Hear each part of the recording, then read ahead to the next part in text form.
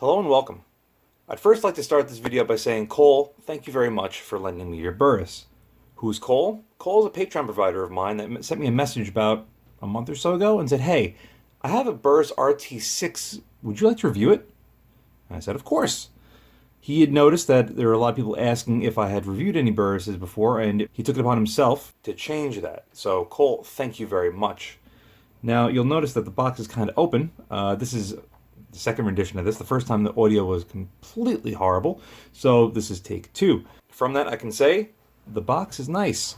Good size, and as you'll see, it fits the scope perfectly. This does have the ballistic AR reticle, which I can say is pretty nice. See what we have here. Box is pretty simple. Good foam to keep it in position, foam on top, a little silica gel in there, keeps everything nice and dry. And the scope itself, being an RT-6, that makes this a 1:6x24 power LPVO, which is illuminated. Comes with all your basic features, a quick focus eyepiece. It does come with a nice cattail, cap turrets, and illumination dial on the left-hand side, which has off intervals between every brightness level. Let's pull off these caps and see what they sound like.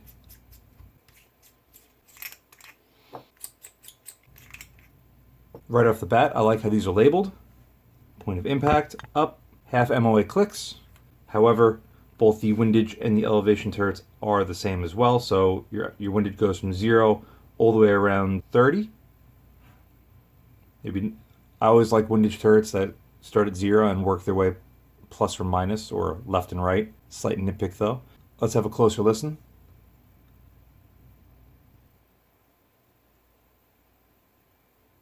There's no audio error on this.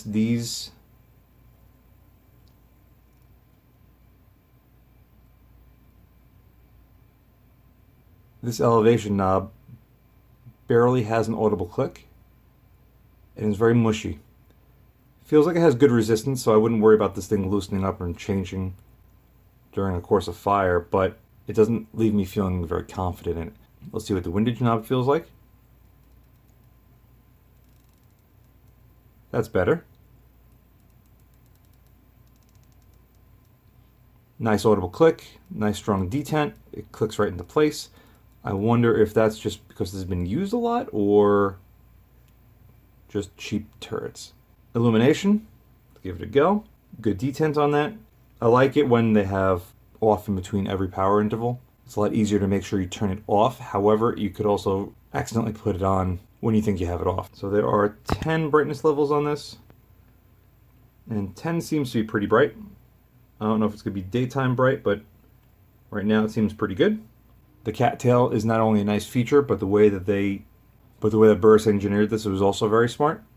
The cattail has a little set screw over here, and they have dovetails cut around the entire perimeter of the adjuster, so you could loosen this up, remove it, and place it wherever you want, depending on what you prefer.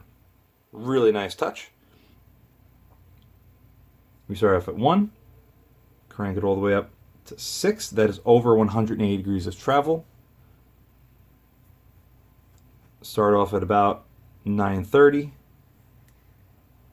to about, I don't know, 4 o'clock. It's a large swing, so having a cattail on it like this is very important. Quick focus eyepiece is pretty tight. Again, I don't think you have to worry about this thing loosening up on you. The overall construction of it feels good. Made in the Philippines. The finish is very nice. The colors are good. Overall, there isn't much you could expect from this, but it does feel nice overall. Already playing around with this, I can tell you the 1X is okay. The 6X is okay. Everything else in between is pretty damn good. Pretty close to the Strike Eagle 1:6, I'd say, but we'll touch on that in the actual review. And that's basically it. So, Cole, thank you again for lending us your scope. We here at the channel, at least I know I really appreciate it, and I hope everyone else does as well. Thank you very much for watching.